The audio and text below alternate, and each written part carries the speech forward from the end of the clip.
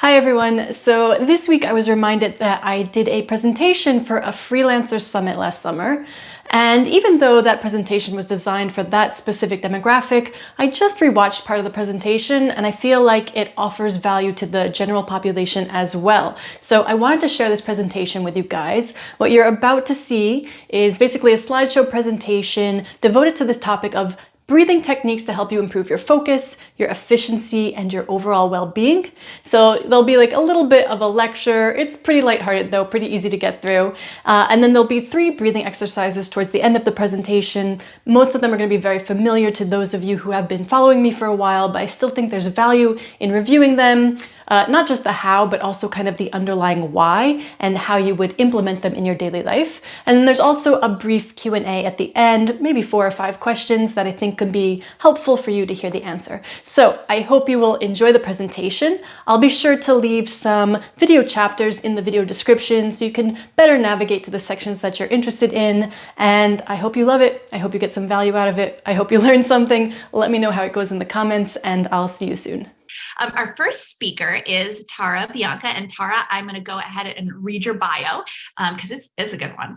Bianca has been a holistic health practitioner for 20 years. She is the owner of Be Light Transformative Therapy, an online holistic health company specializing in therapeutic breathwork, bodywork, mindset, and sound healing. Her primary focus is educating and coaching people to change the quality of their breathing to powerfully improve the quality of their lives. She is passionate about building a global community that is dedicated to achieving optimal health and wellness for people and for planet as holistically as possible. So she's going to take us through breathing techniques to improve our focus, our efficiency, and our overall well-being. And I will just say as an aside, one of the things that I'm so excited about is every time I've worked through Tara's stuff and read her marketing pages, she always talks about like everything we think we know about breathing is wrong. And even when we're trying to do it right, we're usually doing it wrong. So I think we all really need to pay attention. Okay, so welcome to breathing techniques to improve your focus, your efficiency, and your overall well-being. We're going to cover 3 main goals today. So what are those goals? Number 1, I want to show you the best way to breathe to get more oxygen to your brain in order to improve cognition, clarity, and focus. And then we're going to briefly go over the 3 main pillars of functional breathing that will instantly improve your performance, both mental and physical. And then as long as we have time, I really want to try to get through these 4 simple breathing techniques for managing stress, for focusing your mind, for nailing your pitches, and for finding true relaxation. So Nikki already kind of covered this. I won't go through it again, but I have been a holistic health practitioner for 20 years doing body work, breath work, sound healing, and mindset work. Okay, we're going to jump right in. I'm going to start with a question to the group. So Kate, I'll need you to monitor the chat for this one. I want to start with a question. Can you breathe too much? And if so, how much breathing is the right amount of breathing? So in the chat, give me a yes or a no. Can you breathe too much? What do you think? And then Kate, you can kind of tell me as they start to filter in what we're seeing. A lot of yeses immediately without anyone. I think that was my gut response too. So I'm with yes, a lot of hyperventilating. Krista and Amy mentioned hyperventilating. Yep. Yes. Great. Yeah. Okay, perfect. You guys might not even need this presentation. This is awesome. I'm glad to see so many yeses, but I know that this recording is going to go out to a lot more people too. So let me do my little talk anyway, just to get us on the same page, because this idea of how much breathing is the right amount is actually not so easy to answer. And so the way I usually like to go about it is that I like to compare it to eating, because I think that's a simpler concept to get our heads around. So go ahead in the chat and tell me what it feels like to overeat. Like the last time you ate way too much. Give me some adjectives that describe the feeling in your mind, in your body, in your soul. What does that feel like to overeat like that? Give me some words. We're getting bloated, pain, sleepy, uncomfortable, a lot of bloated, regret, interesting, sluggish. Right. Definitely. Sleepy, heavy feeling. Yeah. Pain, discomfort, right? All of those things. And I think we can also agree as a general society that too much eating long-term, overeating chronically like that makes us susceptible to all these horrendous things, right? These bad outcomes of obesity, cardiovascular disease, type 2 diabetes, metabolic syndrome, et cetera, et cetera, et cetera. The point being, More is not always better, right? This is a long roundabout way of saying more is not better. More is definitely not better when it comes to our eating. I think we've all viscerally experienced that. And more is also not better when it comes to our breathing. So I want to introduce this concept to you today that there is such a thing as over breathing, and it is just as detrimental to your health long-term as overeating. So let's break this down a little bit. What does it mean to over breathe? So most simply, it means to breathe too much. But what does that mean? So it means you're breathing more than what your cells metabolically require in any given moment. So remember, we're breathing in order to produce energy. That's really at the core why we're breathing in the first place. But we can breathe more than what our cells can actually utilize. And if we want to quantify this, we would say that at rest, as we are right now, seated at our computers, there's no major stressors coming at us, we would want our resting respiratory rate to be in the range of 10 to 12 breaths per minute, maybe 10 to 14 breaths per minute. The problem is that many of us are breathing way more than this, and it's happening below our conscious awareness. We're not even aware that we are doing it. And so we have a name for this, and I think Kate said that some people dropped this in the chat already. We call this mild chronic hyperventilation. And so I think when some of us think hyperventilation, we think, right? We think this big gasping breath, which it is. That's an extreme case of hyperventilation. But you can also have a very mild form of hyperventilation, which is what a lot of us are doing throughout the day without even having awareness that we are doing it. So what are the consequences of this mild chronic hyperventilation? And specifically, what are the consequences in reference to what we're talking about today? What are the consequences for our focus, for our efficiency, for our performance, and for our overall well-being? So there's a lot of consequences actually throughout the body and throughout the mind, but I want to focus on 3 main consequences today, just so we can really hone the conversation. So consequence number 1, mild chronic hyperventilation, so long-term overbreathing, keeps us stuck in this chronic sympathetic state or this fight or flight activation. So drop a 1 in the chat if you are familiar with this term of fight or flight and sympathetic nervous system, just so I know we're on the same page. And Kate, you can just tell me if a lot of 1s are coming into the chat Decent or not. number of 1s. Yes. Okay. Yes. Rapid fire 1s. Perfect. That's what I like to see. Yeah, this is pretty hip and in the consciousness at this point, I think. So how does this impact us as freelancers, though? Like, where does this come into play? How does it manifest in our lives and in our work and in our performance?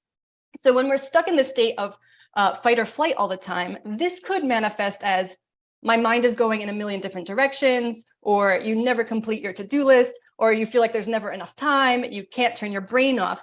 Often this manifests as anxiety, mental anxiety and or social anxiety. You might even be aware that you have this elevated heart rate, or you might even be aware that your blood pressure is feeling higher. Poor sleep, right? You can't turn the brain off, you're thinking constantly, foggy thinking. Or this could also be the person who's always sick, right? They're the first one to get sick, and then they just get over something, and then they're sick again. They have this really overactive immune response. So go ahead and drop a 1 in the chat again if you've experienced any of these symptoms. And then go ahead and drop a 2 in the chat if you experience all of these symptoms. And let me just get a sense of if people are relating to this or not. We got some 1s. We got a mix of 1s and 2s, 4 2s from someone. So we got a heavy 2. 3. Right. So this is something that starts to cue you in. Like, what is my breathing doing? How is it impacting these other areas of my life? Okay, great. So some people can relate to this for sure. Awesome. Let's go into main consequence number 2, bronchoconstriction, or what I'm going to call the breathing paradox. And I'm going to explain that in just a second. So what does this mean? Bronchoconstriction is just a fancy word to say that your airways constrict or your airways shut down. So this is a really strange idea. We're taking in more air, we're taking in bigger volumes of air, or we're breathing more frequently. But because we're breathing more than what our cells metabolically require, our body can't utilize the air we're taking in. And so the oxygen never actually gets taken up and it never gets distributed to our cells. And we just wind up recycling this air back out. So we're wasting all this energy over breathing, and we're not even accomplishing the goal of breathing, which is to get oxygen to our cells. The cells don't get enough oxygen to produce energy. And so this is a completely inefficient system, right? I think we could all agree on that. So this physiological inefficiency translates into mental inefficiency as well. So this is very much that mind-body connection. As we start to have things kind of dysfunctioning in our physiology and our physical body, this really easily translates into our thinking, the quality of our thoughts, how we're feeling, how we're interpreting the world around us and what people are saying to us, and how we're perceiving the world and how we're showing up. So this is really a big deal. What is happening in our physiology determines how we show up in life, how we show up in our presentations, how we show up with our clients at work, etc. And there's sort of this paradox of overbreathing then, which we need to be aware of. And that is that you're breathing in more air, but you're actually getting less oxygen into your body. So again, completely inefficient, and we really have to address it if that is an issue for you. Okay, third consequence, vasoconstriction plus no signal to release oxygen. O2 is oxygen, by the way. Okay, so what does this mean? Vasoconstriction is a really fancy word that means that your blood vessels constrict. Well, what's the consequence of that? When your blood vessels shut down, you're getting poor blood flow and poor oxygen flow, particularly to these vital areas of your body. Think your heart and your brain. So how do you think you're going to feel if your heart and your brain are not getting blood flow and they're not getting oxygen flow? You're going to feel horrible, right? You're going to feel exhausted. You're going to feel fatigue. Your thinking is going to be really foggy. This is the time, and this is really important for us, where you're going to be more prone to making errors, silly little errors. You're going to be more prone to confusion. You're going to not be able to articulate your ideas to people as clearly, and you're not going to be able to present your information and your ideas effectively. So this is a big deal. And then as a consequence also, by the way, your digestion completely shuts down.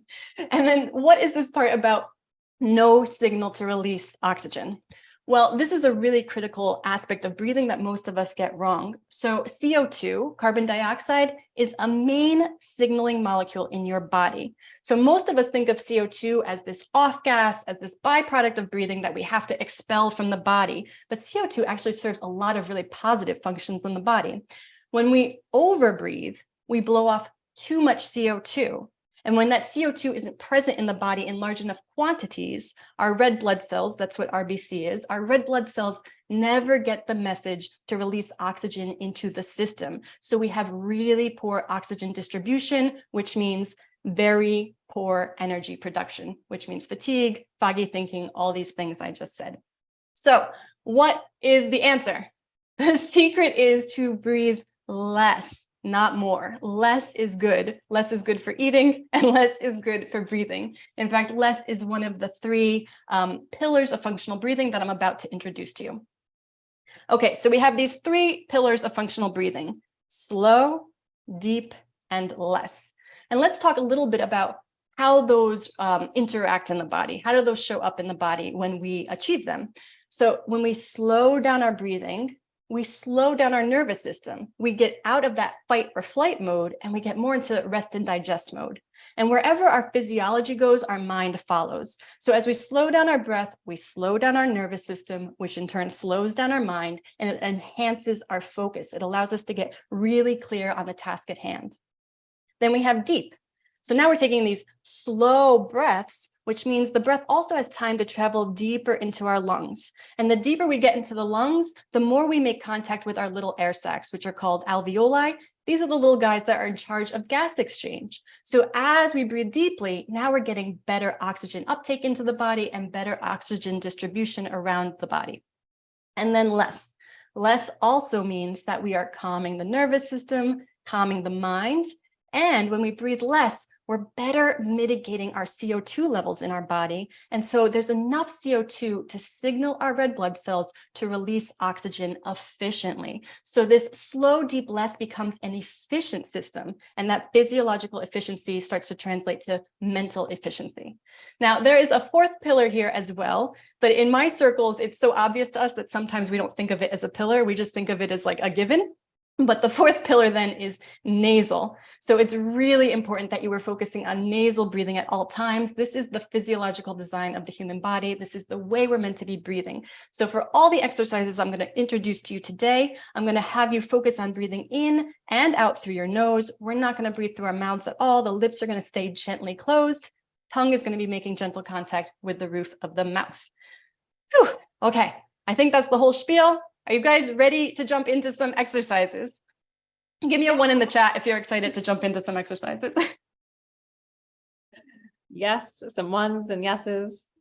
Okay, Yeah. great. Looks And I like think everyone's on I did the board. talk in under 10 minutes too, which is good. I think we have more time to breathe now, I hope. Okay, so our first exercise is called mini breath holds. This is a really nice exercise that's good across the board for everybody. The purpose of this exercise is to calm the nervous system and calm the mind, like we were just talking about. And again, where your physiology goes, your mind will follow. So I wanted to make sure you guys have ways of applying this in your workday. So when would you apply this? These mini breath holds are a great quick thing that you can do for maybe 3 to 5 minutes between meetings. They're a really nice reset for the body and for the mind.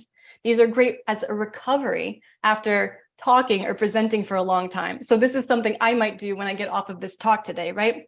When we talk a lot, we tend to not regulate our breathing so well, and we can be really tired after talking all day. This is a nice recovery breath. Whenever your mind starts racing in a million different directions, this helps you again to get back into your body and get out of the racing thoughts. It also helps you to get into present moment awareness. Okay, so to guide you guys through this, I'm going to come out of screen share, and then I'll come back into screen share to introduce the next exercise, and we'll kind of go back and forth a little bit. I know it's a little messy, but I'm not sure how else to do it. So that is how we're going to go about it. Let me stop share. Okay. Are we okay? Am I talking too fast? I know I'm talking fast, but I really just wanted to get the information so we could get to this part. Are we all good so far? Okay, great. Okay, so this first exercise is called mini breath holds.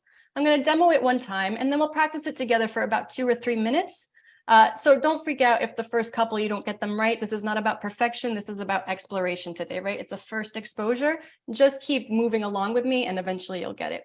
So the way we do this is you're going to take a normal quiet breath in and out through your nose. What's a normal quiet breath? It looks like this. So no big deal. No, right? No big gasping breaths, really quiet in, out. You're going to pinch your nose. We're going to hold for 5, 4, 3, 2, 1. You're going to release your nose, keep your lips closed, and we're going to do 2 quiet, gentle breaths together. I'll count for us so that we stay on the same page. We're going to repeat this for about 2 or 3 minutes. So you ready to give it a try? Here we go. You're going to take a normal quiet breath in and out through your nose. You're going to pinch your nose and hold after the exhale. Good. Holding for 5, 4, 3, 2, 1. Keep your lips closed. Release your nose and take a nice, slow, gentle breath in through your nose. Feel it deepen into your lungs. And then take a nice, slow breath out through your nose. Good. And one more breath like that. Take a nice, slow breath in through your nose. Good. And take a nice, slow exhale out through your nose. And we'll do another mini breath hold. Take a normal, quiet breath in and out through your nose. Pinch your nose and hold. Hold for 5, 4, 3, 2, 1. Release your nose. Keep your lips closed and breathing in. Feel the breath traveling deep into your lungs. You can use some imagery if it helps you. And exhaling out slowly through your nose. And as you exhale, see if you can relax your shoulders more. Breathing in through your nose. Good. And breathing out through your nose, making sure those shoulders are down away from the ears. Good. Let's do another breath hold. Take a normal quiet breath in and out through your nose. Pinch your nose and hold. Hold for 5, 4, 3, 2, 1. Release your nose and breathing in right away, slowly, deeply, quietly. No big deal. And exhale out through your nose, slowly and quietly. And breathe in through your nose, slowly and quietly. And breathe out through your nose, slowly and quietly. Let's do 3 more of these. So take a normal quiet breath in and out through your nose. Pinch your nose and hold. Hold for 5, 4, 3, 2, 1. Release your nose right away. Breathing in slowly, gently, quietly through your nose. And exhaling out slowly and quietly. Good. And breathing in slowly and quietly. And exhaling out slowly and quietly. We'll do 2 more of these mini breath holds. Take a normal quiet breath in and out through your nose. Pinch your nose and hold. Hold for 5, 4, 3, 2, 1. Release your nose and breathing in quietly, gently, softly. And breathing out quietly, gently, softly. And breathing in quietly, gently, and softly. And breathing out quietly, gently, softly. Let's do one more mini breath hold. Take a normal quiet breath in and out through your nose. Pinch your nose and hold. Hold for 5, 4, 3, 2, 1. Release your nose. 2 breaths. Breathing in softly, quietly, gently through your nose.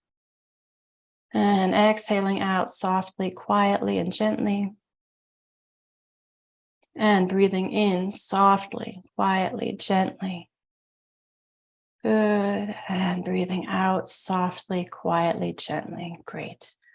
Okay, and take a little break. Go ahead and put in the chat how you're feeling right now. If it had any impact, maybe it didn't have any impact, that's okay too. Again, it's first exposure, so it's a bit of an experiment, and we're also kind of rushing the process a little today just to expose you. But give me some feedback in the chat, adjectives. How do you feel from that? I can see the chat right now. Okay. Sleepy. Oh, actually, I can't. I'm like 180 messages behind. Sleepy, relaxed. I know we have questions at the end, but I think it's relevant to this one. Someone asked, what does it mean whenever you focus on your breath, you end up yawning a lot? Since I saw some yawns coming through as well with this. Let's save it for the end. Okay. Mark that question. Yep. Great. Okay, great, good. Nobody is feeling stressed from that exercise, most importantly though, right? We're feeling okay? Okay. How are we doing on time? Can we do a few more? Yeah, okay. Let me go back into screen share. I'll introduce the second exercise to you guys. Okay. And hopefully you can see this okay. Okay, so the next one is a 4x4 box breath. Now, box breathing is very popular. Put a 1 in the chat if you have ever practiced box breathing in your entire life. And then Kate, just let me know if people have already practiced this. We got some ones, and we actually have a question earlier about box breathing. So perfect. Great. People who are definitely aware of this. Okay, so this one is really the optimal breathing exercise for what we call calm focus, meaning it really helps to calm the physiology and focus the mind, but box breathing tends to not make people so sleepy. So the one we just did, you might have been feeling a little bit more sleepy. I think the box breathing will help to calm your mind without kind of knocking you out, which is a nice quality. This helps us to prepare more for stressful events or for, again, like big presentations or big pitches that you have to do, important events where you might feel a lot of anxiety. This is a good one to do maybe 5 or 10 minutes before those situations. This is also famously used by the Navy SEALs. So if it's good enough for the Navy SEALs, it's definitely good enough for us. So when would you apply this? This is whenever you're feeling like really fidgety or a lot of nervous energy during the day. Again, this is calm focus, right? As preparation for an extended period of focus. So maybe you know you have a long day of one client after another and you don't have any major breaks and you've got to like be on all day, right? This is a good one to do before you get started with your day. Or maybe you know you're going to be on the computer for 10 or 12 hours and you're like, ugh, how am I going to do this? This is a good exercise to do before you get into that technical abyss, right? Before an important meeting or presentation, like I already said. And then because we're talking about calm focus here, this is one where I would really invite you to play with your eyes. So usually when we're doing our breathing exercises, it feels good to close the eyes and go internal, and that feels very nourishing and calming. But when we want to still remain somewhat alert and aware of our surroundings, you can actually practice this breathing exercise with the eyes open, but not staring, right? So open, looking on the horizon, and I would invite you to take a soft gaze, kind of a diffuse gaze of your entire environment. So don't hyper focus on one point. When we take this soft, expansive gaze, it actually helps to activate more of a parasympathetic response in the body. So let me come out of screen share again, and I'm going to do this one with you. Okay, and then to also get that quality of deep, right? That was one of our pillars that we were talking about. I'm going to have us put our hands on our rib cage for this exercise. So it's going to, let me find a better spot here. Okay, so you're going to have your hands on your ribs, and I want you to give a little inward pressure onto the ribs, almost as if you had like a resistance band or a tight belt on your rib cage. Give a little bit of pressure. And so we're going to breathe in and out through our nose the whole time. You're going to breathe in for a count of 4. And as I breathe in for a count of 4, can you see my ribs are pushing my hands out to the side? You're going to hold your breath for a count of 4. And then as you exhale out for 4, you're going to use your hands to guide your ribs back in, and you're going to hold your breath for a count of 4. So we're going to do this together again for about 2 or 3 minutes and just get a sense of how you're feeling. This one, I would invite you to keep your eyes open with that soft focus like we were just saying.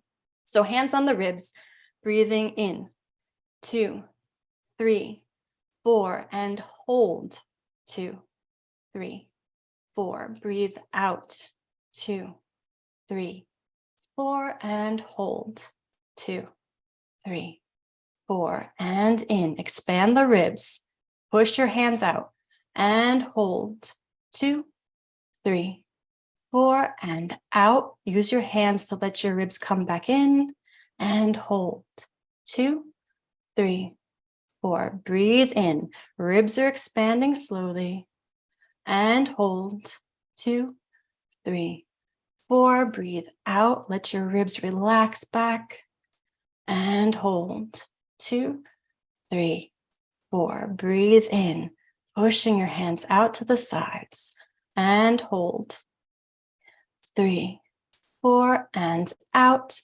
Push your ribs back in, and hold, 2, 3, 4, and in. Let your ribs expand, and hold, 2, 3, 4. Breathe out. Let your ribs come back in, and hold, 2, 3, 4. Breathe in.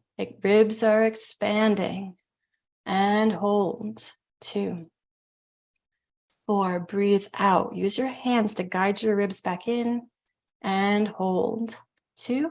Let's do another minute. Breathing in, 2, 3, 4, and hold, 2, 3, 4. Breathe out, 2, 3, 4, and hold, 2, 3, 4. Breathe in, ribs expanding, and hold, 2, 3, 4. Breathe out, ribs relaxing, and hold, 2, 3. 2 more times. Breathe in, 2, 3, 4, and hold, 2, 3, 4, and out, 2, 3, 4, and hold, 2, 3. Last time. Breathe in, 2, 3, 4, and hold, 2, 3, 4. Breathe out, 2, 3, 4, and hold, 2, 3, 4. Good. Relax your arms back down by your side. And again, in the chat, go ahead and tell me what was different this time. Are people still feeling relaxed and drowsy? Do you feel a little bit more alert when you're doing this exercise? Let me have a little feedback of what this was like for you. Do you feel the breath going deeper when you have your hands on your ribs? More alert, less sleepy. I know Alyssa said she used this during labor, so that's another selling point. That's a course in and of itself, that one. Alert, deeper breaths, realize posture's terrible. I feel that, Amy. I agree. Every time I, sitting up straight. Deeper, less drowsy, but good. Great. Perfect. The focus required. Yeah. Aware of my hands. I can feel the breath. Great. Yeah. And so now remember, so I'm giving you a particular intention for each of these breathing exercises. But if you don't get that exact result today, it's not the end of the world, right? Like there's lots of ways that the breath can be modified for your particular needs. So again, I just invite you to explore a little bit today, and then we can always make modifications later. Do we have time for a couple more? How are we doing? Yes? Okay. Everyone's like, yes, please. Okay. All right. So this next one is one of my favorites. I should have been a little bit more user-friendly. This one does come with a couple contraindications, but I wanted to share it anyway because it's very powerful, and I think it can be a really good tool to have in your toolbox. So this is called the nose unblocking exercise. It is not a sexy name, but this is good for a quick 1-minute preparation before performance, before having to do a pitch, before having to do a presentation, before having to get on a client call or whatever it is. The added benefit of this one is that it totally decongests your nose. So who in the group gets a lot of like sinus congestion or has allergies or anything like that? Go ahead and put a 1 in the chat if that's something that you experience regularly. We're getting some ones for sure. Okay, so you guys already know this. The people who experience a lot of sinus congestion already know this, but there's actually studies that show people with chronic sinusitis, chronic sinus inflammation wind up going to the doctor, not because of the congestion. It's because this is destroying their quality of life. They can't breathe, they can't sleep, they can't think clearly, they're uncomfortable, right? All this stuff that's going on in their head is not operating properly. So this is an awesome exercise, even if you don't have chronic sinusitis, for opening up the airways and opening up the space in which you can breathe and in which your brain can actually function, right? This really helps us to get a burst of oxygen to the brain. So when would you apply this? Right before an important event, presentation, pitch, call, like we just said. This is like a last-ditch effort. Like you don't have any other time to prepare mentally or physiologically. It's like you could do this one thing. It takes about 30 to 60 seconds and then you're done. If you're waking up in the morning and you're super groggy, you're feeling really sleepy, you can't get out of bed, you're like, oh, I don't want to start this day. This is a great one to take you out of that sleepy nervous system and start to wake you up and bring you into the world. And then as an added bonus, like I said, this is unblocking your nose when your sinuses are congested. The 3 contraindications for this one. This is the maximum breath hold we're going to practice, maximum to your comfort level. This is not good for people who are pregnant. So any of my pregnant ladies, I'm going to ask you just to sit this one out for today. You can do it after you have your baby. Anyone with any kind of serious cardiovascular stuff or high blood pressure that's unchecked, definitely no strong breath holds for you guys. And anyone who already knows that they have extreme anxiety, kind of borderline panic disorder, this one is not going to feel good to you. You're going to feel like you're suffocating, quite honestly. So don't do this one if you are one of those 3 categories. Everyone else, we can explore and experiment today. That's not to scare anyone. It just is what it is. So, okay, are we ready? This is how you do it. We start the same way as our mini breath holds, but this is a maximum breath hold. So I'm going to ask that you make sure you're seated for this and that your surroundings are safe. I promise you won't black out. You're going to be monitoring yourselves, but it is a maximum breath hold. So be a little careful and gentle with yourselves today. Don't do it yet. Just listen. You take a normal quiet breath in and out through your nose. You pinch your nose and hold. My lips are closed. And I just keep holding my breath. And I just keep holding my breath. And I just keep holding my breath. To help distract myself from the discomfort of the breath hold, because it will start to get uncomfortable, you can gently start to move your head in all directions. And for those of you who have sinus congestion, this also helps to really open up the nasal passage. So as you're doing this breath hold, you can really gently take your head through different ranges of motion when you can't hold your breath any longer. So everyone's going to be on their own clock here, right? And I'll just go to the person who finishes last. When you can't hold anymore, release your nose, but this is the rule. No gasping for air, right? Keep the lips closed and try to get control of your breathing right away. So I've been holding. I can't hold my breath any longer. I release. And I try to slow down that initial inhale as much as I can. And I try to slow down that initial exhale as much as I can. Okay, makes sense? If the first time's a disaster, it's fine. We can always revisit this exercise another time, but let's play with it and see what happens. So I'm going to start us together. And then whenever you finish, you get control of your breathing right away. And we'll wait for the last person who I can see on the screen to finish. All right, whenever you're ready, take a normal quiet breath in and out through your nose. Pinch your nose and hold. Good. And then just settle into your body. Try to relax your body. Get your shoulders down away from your ears. Get really comfortable. Let yourself feel heavy and falling towards the earth. And then if you want, you could start to take your head through gentle ranges of motion. Good. Keeping the lips closed. It helps sometimes if you keep contact with your tongue on the roof of your mouth. Good. Moving your head in all directions. Trying to dump all the mucus out of the nasal passage. The more we hold our breath, the more our nasal cavity opens up. Good. Whenever you finish your breath hold, some of you are going to go for a minute or more, especially if we have competitive people in here. Good. Keep the mouth closed. Whenever you finish your breath hold, keep the mouth closed. Get control of your breathing right away. We still have a couple people going, I think. Yep. Good.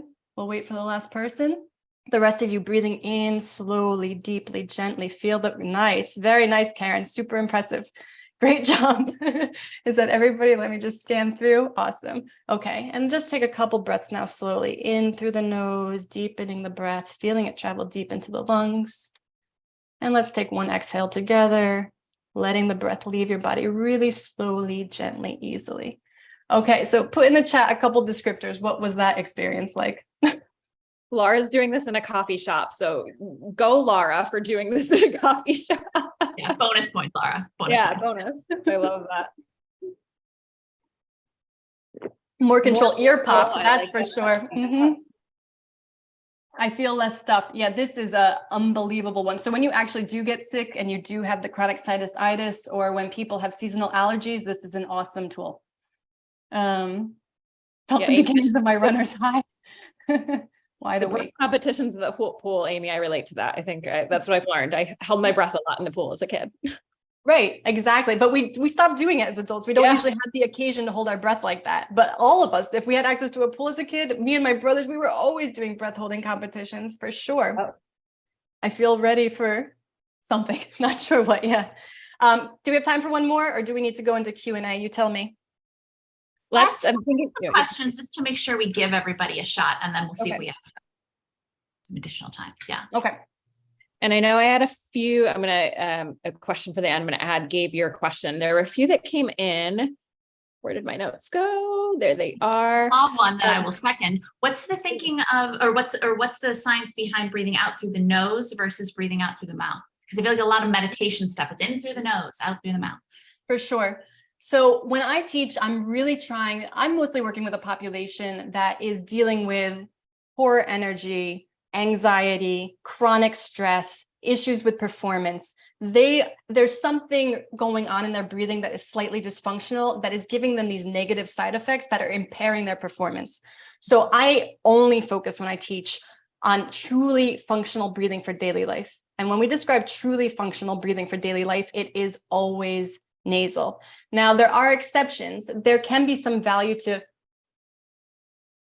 exhaling out through your mouth. Why? When we exhale through our mouths with those pursed lips, we can really extend the exhale, which is awesome, because whenever we extend our exhale to be longer than our inhale, that was exercise 4 that I have for us if we get there. If you extend our exhale to be longer than our inhale, your exhale more so encourages a parasympathetic response in your body. That's your rest and digest mode. That's the not fight or flight mode, right? So whenever you can elongate your exhale, that's always going to bring you into more of that down regulated state.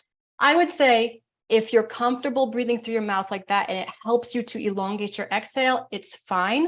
It's not daily breathing though, right? You're not going to take that into, you did your breath practice for 5 or 10 minutes. You're not going to breathe like that for the remaining 23 hours and, 40 minutes of the day, right? So I like to coach people to breathe in and out through their nose as much as possible, because then it translates really well into their daily activities.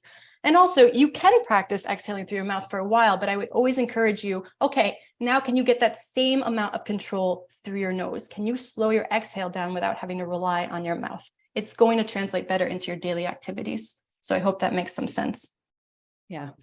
We had a couple people at the beginning, and Sarah, I think, asked the actual question. So people said, I don't think I overbreathe. I think I don't breathe enough. I hold my breath. So what if you catch yourself holding your breath randomly but frequently? For those folks, what's your advice? Yeah. So this like unconscious breath holding is just as detrimental as the mild chronic hyperventilation. I put them in the same category. It is another form of what we would call dysfunctional breathing. There's something going on with your breathing where you're not taking regular, slow, deep controlled breaths throughout your day. And again, that constant unconscious breath holding, what does it do? You're actually cutting off the airflow. You're cutting off the blood flow. You're cutting off the oxygen flow. So that too, when we do unconscious breath holds like that during the day, we're not aware of them and we don't even know how long we're doing it.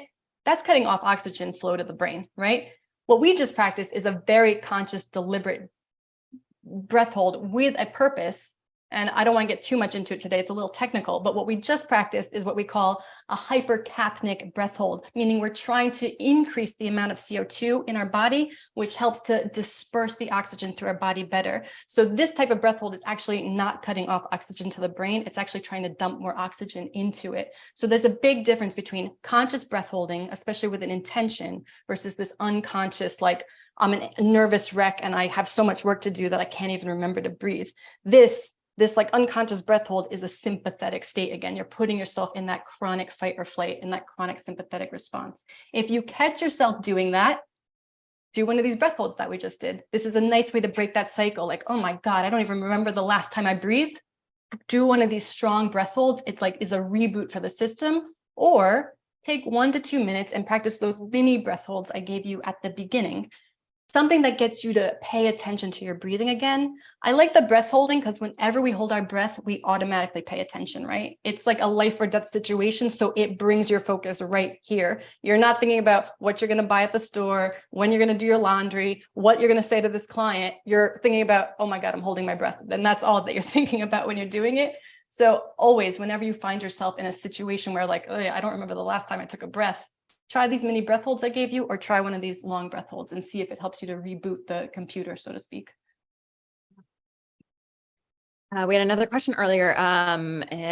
What is your opinion on elevation training masks and the Power Breathe device? I have not heard of either of those. So yeah, so I'm mostly an Oxygen Advantage instructor. And so we kind of really are into this intermittent hypoxic training, which is high elevation training, right? We try to simulate elevation training at sea level.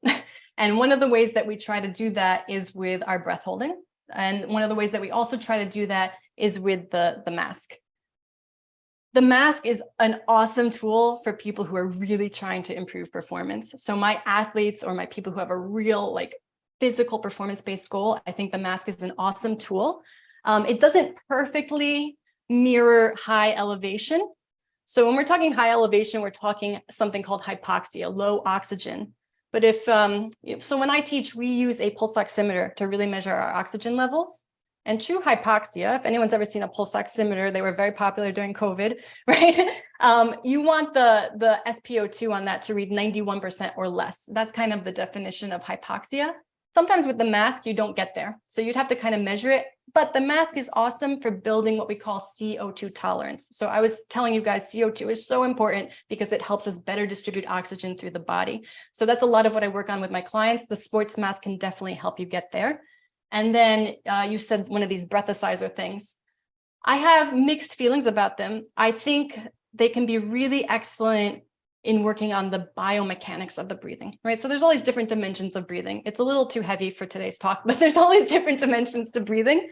When we're talking about the mechanics, we're talking a little bit about what we just did earlier of getting the ribs to move out and in, right? Some people can't move their ribs, and this is another form of a dysfunctional breathing pattern. So sometimes those breathicizers at the right amount of resistance give you just enough biofeedback to learn how to activate your diaphragm effectively and efficiently. You want to be careful not to go overboard, because if you already don't know how to breathe well, you can cause more strain and more compensation patterns with that thing. So imagine if, who here works out at all? Who are my gym people? Okay, so some people are doing squats. You know what a regular squat looks like, right?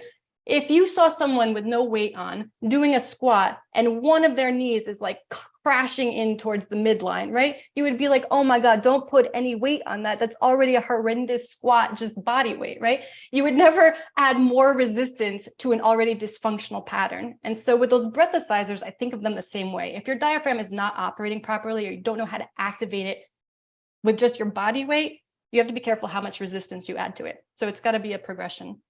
This is maybe a little too complicated for this. I'm sorry. It's a little extra. This is, anyway. Okay, go ahead. We probably have time for one more quick question before, because we promised you guys a break. You're going to get a break. Kate, do you have one queued up? And I know Gabe had asked earlier, do you have tips for making sure you're breathing deep into your belly? I feel like my breaths are mostly shallow. Yeah, a lot of people's breath is really shallow. So it depends what position you're in. If you find that you're seated a lot of the times during the day, getting the hands on the ribs, I do this during the day when I'm seated at my computer and I'm like, oh my God, am I even breathing? I'll just get my hands on my ribs with that little bit of resistance. It gives me some feedback to tell my brain, breathe here, right? And then I really get my ribs to push my hands out, and I really get my hands to push my ribs back in. If this is a tiring position for you, or you can't get your shoulders down, you can get one of those exercises bands, like a resistance band, and keep it around your waist. They also make things like Velcro belts that have elastin in them. You can use those. Sometimes I take my bathrobe and I just kind of cinch it around my rib cage so I can feel that I can expand and contract. You do it for a minute or two at a time, and then you leave it alone and you see what happens. And then you do it again, maybe every hour on the hour for 1 minute, you pay attention to what's going on with your ribs. And over time, you start to cultivate more awareness. The awareness is the key, because if you're not aware of what your body's doing and what your breath is doing, you can't change it. So sometimes I say to people, set your alarm every hour on the hour, and for 60 seconds, just focus on what your breathing's doing. Try to get your ribs to move a little bit more. Try to slow it down a little bit. So I hope that helps. Tara, thank you so much. Thank you so much, everyone. Awesome. Yes, Super thank excited. you.